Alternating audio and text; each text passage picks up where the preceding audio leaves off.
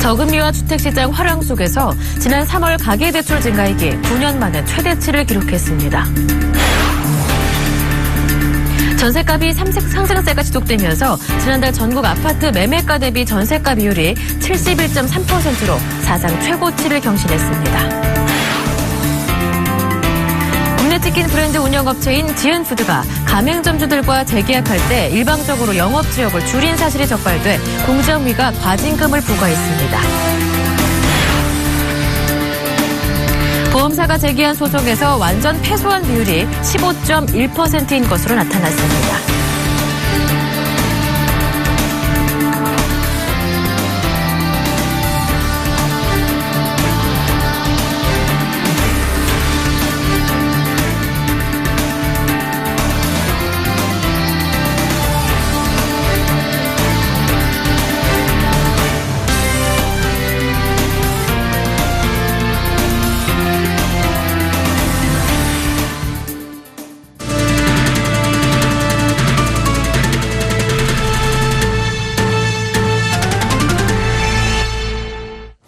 여러분 안녕하십니까? 5월 4일 월요일 센 경제 현장 오늘의 주요 뉴스입니다. 저금리와 주택시장 화랑 속에서 지난 3월 가계대출 증가액이 9년 만에 최대치를 기록했습니다. 금융감독원은 국내 은행의 원화대출 잔액이 3월 말 현재 1278조 3천억 원으로 한 달 새 4조 6천억 원 늘었다고 오늘 밝혔습니다. 이 중 가계대출은 526조 1천억 원으로 한 달 만에 4조 원 늘었습니다. 이는 지난 2월 증가분보다 6천억 원 많은 것으로 3월 실적 기준으로 금감원이 관련 통계를 작성한 2006년 이후 최대치입니다. 가계대출이 급증한 것은 가계부문이 저금리 대출을 활용해 주택 매입에 나선 사례가 많아졌기 때문입니다. 지난 3월 서울 지역 아파트 거래량은 13,100건으로 2월에 8,600건보다 훨씬 많았습니다. 전셋값 상승세가 지속되면서 지난달 전국 아파트 매매가 대비 전셋가 비율이 또다시 사상 최고치를 경신했습니다. 오늘 KB국민은행 조사에 따르면 지난달 전국의 아파트 전셋가율은 지난달 71.0%보다 0.3%포인트 오른 71.3%를 기록했습니다. 이는 1998년 12월 조사 이래 최고치이면서 2013년 4월 이후 24개월 연속 상승한 것입니다. 전국의 아파트 전셋가율은 지난해 12월 처음으로 70.0%를 기록한 뒤 5개월 연속 70%대를 기록 중입니다. 서울의 전셋가율 역시 평균 68.2%로 1998년 조사 이후 가장 높았습니다. 한강 이북 지역 14개 구의 전셋가율은 역대 처음으로 70%를 돌파했습니다. 한강 이남 11개 구의 전셋가율 역시 66.7%로 조사 이래 최고치를 기록했습니다. 특히 서울에서 전셋가율이 가장 높은 곳은 성북구로 75.4%였고 가장 낮은 곳은 용산구로 58.5%였습니다. 공정거래위원회는 오늘 국내 치킨 브랜드를 운영하는 지엔푸드에 과징금 2억 1,700만 원을 부과했습니다. 가맹점들과 재계약할 때 부당하게 영업지역을 줄였다는 것입니다. 정창신 기자입니다. 국내 치킨 가맹점주들이 재계약할 때 본사로부터 불리한 조건을 강요받은 사실이 드러났습니다. 영업지역이 축소된 가맹점 사업자 중 79곳은 매출액이 감소했고 10곳은 폐업했습니다. 공정거래위원회는 오늘 가맹점 사업자의 영업지역을 멋대로 줄인 국내 치킨 브랜드 운영업체인 지엔푸드에 시정명령을 내리고 과징금 2억 1,700만 원을 부과했다고 밝혔습니다. 공정위가 영업지역 축소를 문제 삼아 프랜차이즈 사업자를 제재한 것은 처음입니다. 본건은 가맹점 사업자에 대한 부당한 영업지역 축소와 관련된 최초의 시정 조치로서 계약갱신 과정에서 발생할 수 있는 영업지역 축소 등 가맹본부의 불공정 거래 행태가 개선되는 계기가 될 것으로 기대합니다. 지엔푸드는 지난 2008년 12월 29일부터 2010년 8월 30일까지 목동점 등 130개 가맹점 사업자에게 재계약을 위한 선결사항으로 영업지역을 변경할 것을 요구하는 내용을 통보했습니다. 또 2009년 3월 9일부터 2010년 12월 26일까지 영업지역을 종전보다 축소해 계약을 갱신했습니다. 130개 가맹점 사업자의 영업지역 내 평균 세대수는 종전 2만 1,500여 세대에서 재계약 이후에는 13,100여 세대로 63.5% 감소했습니다. 예, 저희가 경쟁사에 비해서 가맹점의 영업 커버리지를 많이 잡아준 부분이 있습니다. 그래서 재계약하면서 저희가 좀 이제 그걸 조정하는 부분이 있었는데, 공정회계 자료 내고, 여기에 대한 이제 의결서가 또 나올 거니까, 일단은 저희는 여기에 대해서는 지금 현재 상황에서는 그냥 수용하고 있는 상태입니다. 공정위에 등록된 치킨 가맹본부는 170여 개, 치킨 가맹점 수는 2만 5천여 개에 이릅니다. 반경 1km 이내에 치킨집이 하나씩 있을 정도입니다. 가맹점들이 영업지역 축소에 민감한 이유입니다. 서울경제TV 정창신입니다.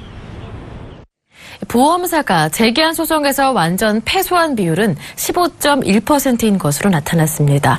오늘 손해보험협회와 생명보험협회가 공시한 보험금 청구 지급 관련 소송 제기 자료를 보면 선고 건수가 10건 이상인 회사 중에서 완전 패소한 손해보험사 비율은 동부화재가 34.8%, 흥국화재가 21.6%, 악사손보 16.7%, LIG손보 14.6% 순이었습니다.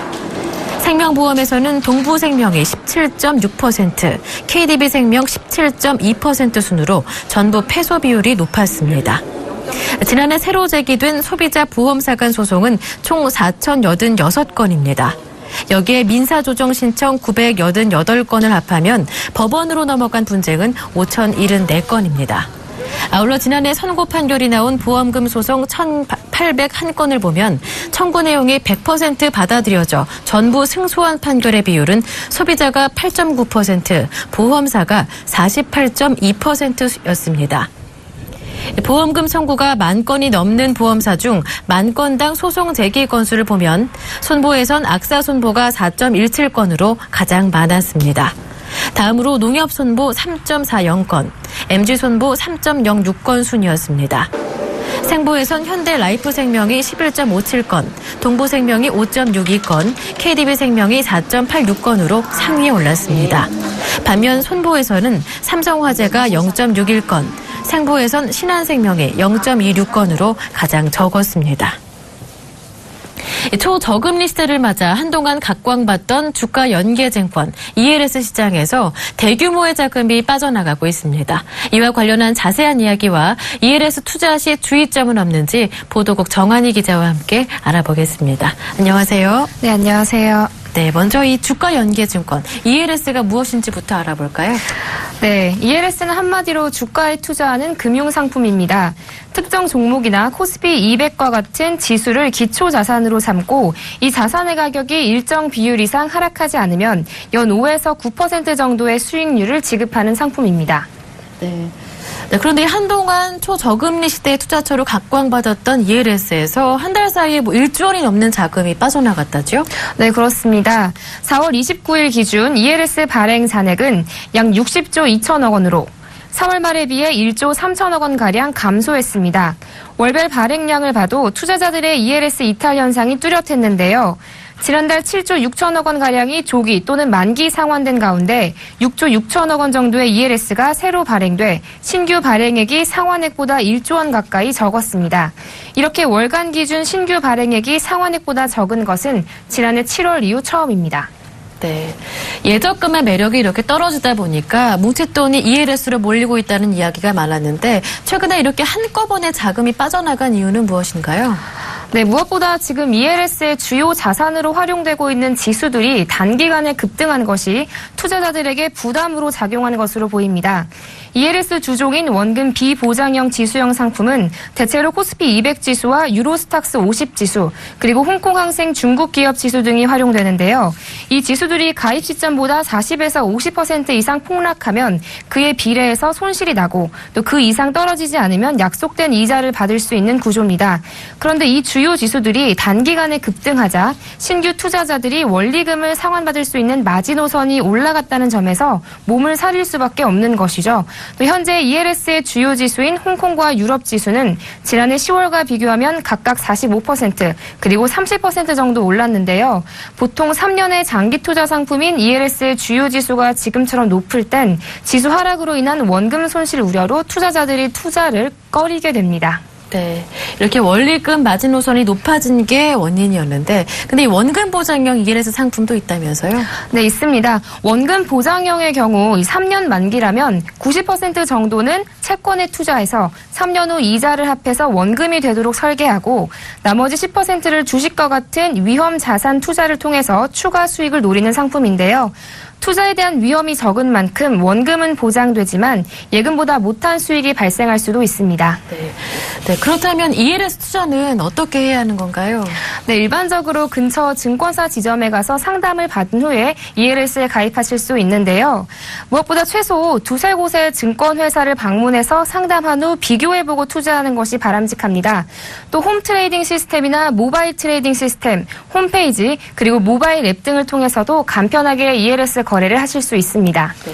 네. 그렇다면 ELS에 처음 가입하는 초보 투자자분들에게 꼭 기억해야 할 조언이 있다면 어떤 것들이 있을까요?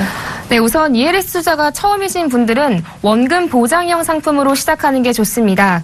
비보장형 상품에 비해 수익률이 낮지만 만일의 경우 잃게 되는 돈도 줄어들기 때문에 처음은 원금 보장형으로 시작하고 ELS에 대한 이해가 수반된 후 비보장형에 도전해보는 것을 추천합니다. 둘째로 ELS는 예금자 보호가 되는 상품이 아니기 때문에 ELS 발행 증권회사가 파산할 경우 원금 전액을 날릴 수도 있습니다. 때문에 발행하는 증권회사의 신용도를 투자 전 반드시 살펴봐야 합니다. 또 상품 설명서에 원금 보장이 명시된 경우가 아니라면 원금 손실 위험이 따른다는 점도 유의해야 합니다. 마지막으로 지난 2008년 ELS 운용회사가 투자자의 수익을 지급하지 않기 위해서 인위적으로 주가를 하락시키는 등 악의적인 시세 조종이 도마 위에 오른 적이 있었는데요. 대법원은 지난달 시세 조작 피해자들의 집단 소송을 허가하는 판결을 내렸습니다. 만약 이런 피해를 당하면 집단 소송을 통해서 손해를 배상받을 수 있게 된 것입니다. 네, 말씀 잘 들었습니다. 지금까지 보도국의 정한희 기자와 함께했습니다. 고맙습니다. 네, 고맙습니다.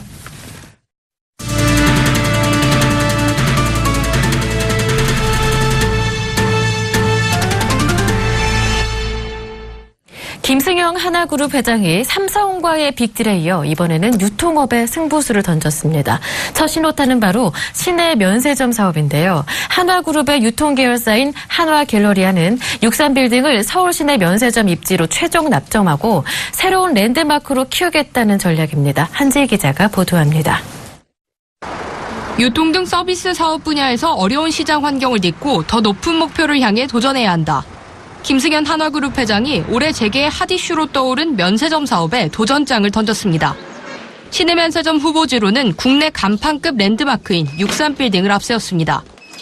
현재 여의도 지역에서 운영 중인 시내 면세점이 없는 데다 주변 관광 인프라와 연계했을 때 효과가 크다는 판단 때문입니다. 네, 저희는 입지 선정 단계부터 외국인 관광객 편의와 관광 인프라 등 인접 지역의 환경과 지역 발전 측면을 고려했음은 물론이고요. 현재 중구 등 일부 지역에만 집중되어 있는 관광객을 분산시켜 관광객 편중 현상을 완화시키고 그리고 서울 수남권 지역의 관광 진흥 효과를 도모하고자 합니다. 63빌딩 안에는 각종 복합 쇼핑 시설들이 갖춰져 있습니다. 아쿠아리움 아트홀과 같은 엔터테인먼트 시설뿐만 아니라 한강 전체를 내려다볼 수 있는 전망대와 고급 레스토랑 등도 있습니다. 또 한강과 맞닿아 있어 유람선 같은 한강을 기반으로 한 관광상품과도 연결지을 수 있고 인근에 특급 호텔과 병원이 여러 군데 있어 의료관광과도 연계할 수 있다는 점이 강점입니다. 접근성 측면에서는 경쟁사들의 후보지와 비교했을 때 공항과 가장 가깝습니다. 서울 명동과 종로, 강남 지역과 대비해 혼잡하지 않아 교통체증 부담감도 적습니다. 또 총 1,100여 대가 주차할 수 있는 공간 역시 큰 장점입니다. 한화갤러리아는 지난해 시작한 제주공항 면세점 사업으로 국내 면세 사업자 중 최단 기간에 흑자 달성에 성공했습니다. 작년 6월 영업을 시작한 제주 면세점 매출은 3분기 누적 기준으로 213억 3,900만 원, 영업이익 7억 6,500만 원을 기록했습니다. 업계에서는 경쟁사들에 비해 움직임이 늦었지만 명품관, 면세점 운영 능력과 63빌딩의 인프라가 결합하면 시너지 효과는 엄청날 것이라는 평가입니다. 경영 복귀 후 선택과 집중을 강조해온 김승현 한화그룹 회장이 63빌딩 카드를 공개하고 시내 면세점 사업에 팔을 걷어붙였습니다. 금융, 태양광, 석유화학에 이어 한화가 유통업을 새로운 성장 동력으로 집중 육성하고 있는 것입니다. 서울경제TV 한지입니다.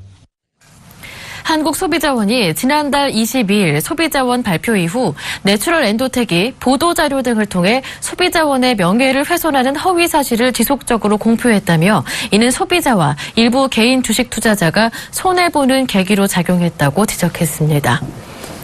특히 소비자원은 내추럴 엔도텍이 현재 시중에 유통 중인 제품도 회수 폐기 대상이라고 강조했습니다.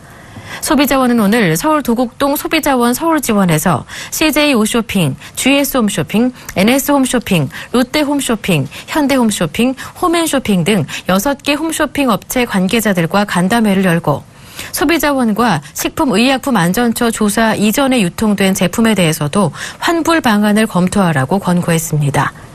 소비자원은 내추럴 엔도텍이 3월 이전에 생산된 제품은 문제가 없다며 소비자 피해 대상 범위를 축소하고 있지만 이어 무피소가 검출된 지난해 12월 17일 롯데 물량은 올해 3월 26일과 27일에 동일한 공급업자를 통해 공급된 물량으로 전량 회수 폐기돼야 한다고 설명했습니다.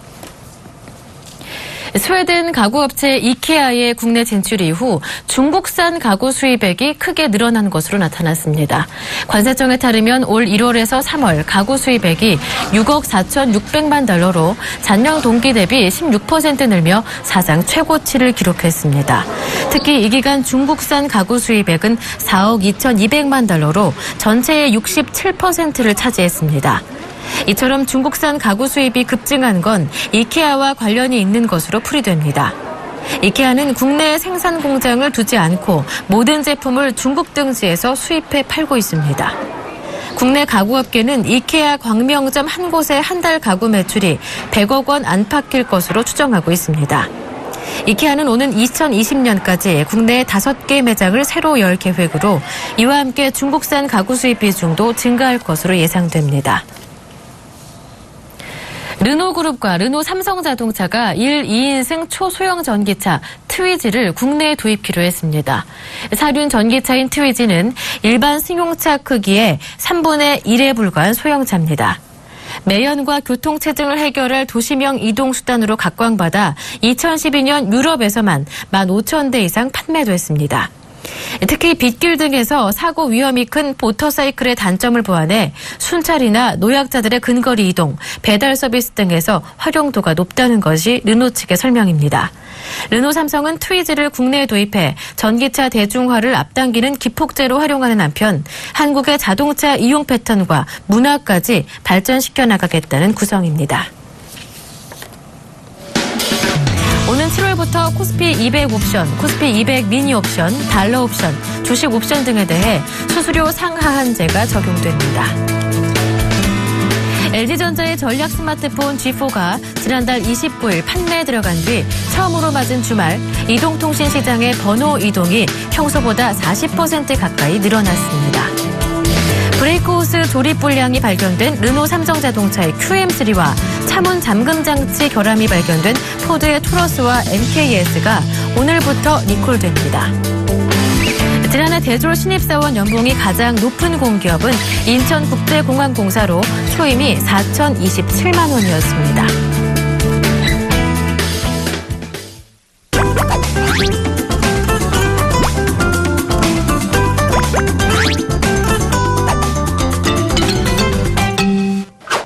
지난 2008년 국내 화장품 시장에 처음으로 등장한 쿠션 화장품. 손에 화장품을 묻히지 않고 스펀지만으로 빠르고 편리하게 바를 수 있다는 장점 덕에 국내 쿠션 화장품 시장은 3천억 원 규모로 성장했습니다. 여성들 사이에서 인기가 날로 커지면서 요즘에는 쿠션 화장품 하나 정도는 파우치 용품 중 필수라고 말합니다. 쿠션 화장품은 국내를 넘어 이제는 글로벌 뷰티 시장에서도 주목을 한몸에 받고 있습니다. 제품 종류도 많고 기능도 각각 다른 쿠션 화장품들. 오늘 샌드라이프에서는 쿠션 화장품의 현재 모습과 내 피부에 맞는 쿠션 화장품 고르는 법을 알려드립니다. 쿠션은 선크림과 메이크업 베이스, 파운데이션 등 기초 메이크업 제품을 특수 스펀지 재질에 함께 흡수시켜 팩트형 용기에 담아낸 제품입니다. 평소 20분 가까이 걸리던 피부 기초 화장도 스탬프 찍듯 바르기만 하면 2분 만에 완성됩니다. 바쁜 시간 아침에 아무래도 베이스하고 파운데이션 바르고 이런데 시간이 많이 걸리는데 그런 시간을 많이 단축시켜줘서 쓰게 되는 것 같아요. 국내에서 판매 중인 쿠션 화장품 종류만 해도 40여 가지. 제품 수도 전보다 훨씬 다양해지면서 각각 피부 타입에 맞게 세분화됐습니다. 커버력이나 수분감을 높이거나 화이트닝 성분을 첨가하는 등 다양한 기능들이 결합된 업그레이드 제품들이 출시되고 있습니다. 가격대도 10,000원에서 80,000원대까지 다양하고 용량은 모두 15g으로 같습니다. 우선은 본인이 어떤 피부 연출을 원하시는지 결정하는 것이 제일 먼저인 것 같습니다. 그리고 나서 자연스러운 내추럴 윤기를 원하시면 내추럴 라인을, 그리고 자연스러운 커버를 원하시면 커버 라인, 그 다음에 하절 때 주로 많이 찾으시는 매트, 보송보송한 피부 연출을 원하시면 매트 피니쉬 라인을 쓰시고, 그 다음에 입체적인 피부 윤곽을 원하시면 저희 쉬머 라인을 사용하시면 좋을 것 같습니다. 원조 쿠션 파운데이션 아이오페 에어 쿠션은 자연스러운 피부 연출은 가능하지만 잡티 커버를 위한 제품은 아니라는 평이 많았습니다. 이를 개선하기 위해 이달 초 완벽한 커버를 도와주는 인텐스 커버 제품을 새로 출시했습니다. 실제 손등에 점을 찍고 제품을 시연해본 결과 컨실러로 따로 가리지 않아도 커버가 어느 정도 되는 걸 확인할 수 있었습니다. 라네즈 비비 쿠션 포어 컨트롤은 모공 관리 기능이 더해져 블랙헤드 생성을 막고 피부의 유분기를 잡아줍니다. 설화수는 성분을 업그레이드해 미백 주름까지 개선할 수 있도록 제품을 강화했습니다. 쿠션 화장품은 색상 호수는 같지만 제품마다 발림 색상이 약간씩 다르기 때문에 피부에 꼭 테스트를 해본 후 구매해야 들뜸 현상을 막을 수 있습니다. 해외 고객 타겟으로 해서 13호까지 쉐이드를 확장시킴으로 인해서 다양한 고객층을 대응하기 위해서 노력 중에 있습니다. 앞으로 에어쿠션 제품은 보다 글로벌 진출을 하기 위해서 다양한 색상과 함께 스킨케어 기능을 강화하고 좀 더 혁신적인 용기와 제 사용감을 위해서 더욱 연구하고 노력할 예정입니다. 국내 20, 30대 800명 여성을 대상으로 쿠션 사용 현황 및 행태를 조사한 결과 현재 쿠션 사용자의 81%가 반복 구매할 정도로 재구매 비율이 높았습니다. 또 응답자의 76%가 쿠션을 사용해 수정 화장이 간편해졌고 75%가 베이스 메이크업 시간이 단축됐다고 답했습니다. 쿠션은 이제 매일 사용하는 필수 아이템이 됐습니다. 날씨가 더워질수록 쿠션 화장품 관리하는 방법도 중요합니다. 수분감을 살리기 위해 늘 축축한 채로 유지되고 이를 덧바르는 형태다 보니 세균 번식 위험성이 높기 때문입니다. 전문가들은 쿠션 화장품을 올바르게 사용하기 위해서는 사용 후 뚜껑을 꼭 닫고 퍼프를 자주 교체하며 오래 뒀다 사용하는 일은 없어야 한다고 조언했습니다. 서울경제TV 한지입니다.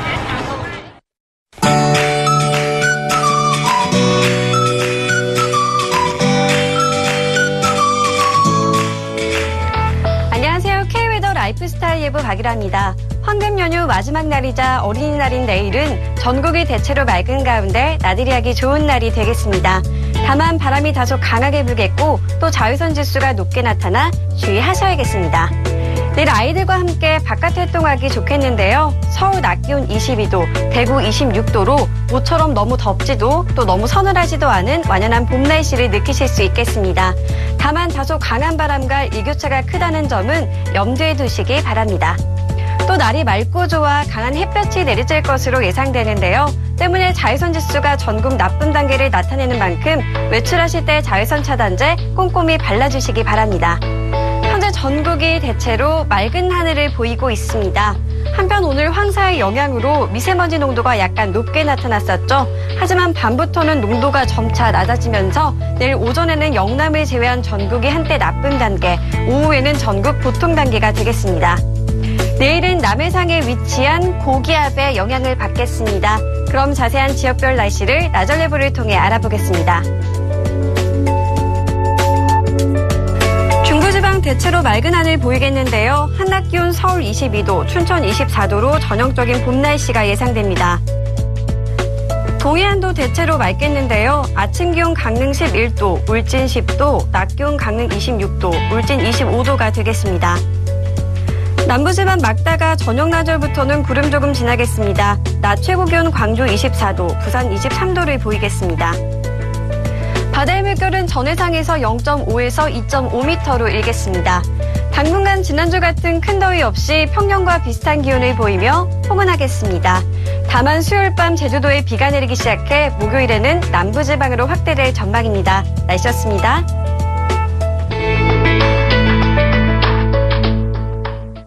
내일은 5월 5일 어린이날입니다. 징검다리 연휴의 마지막 날이라는 아쉬움이 아닌 어린이의 행복과 인권을 위한 본래의 의도를 되새기시면서 의미 있는 시간 만드셨으면 좋겠습니다.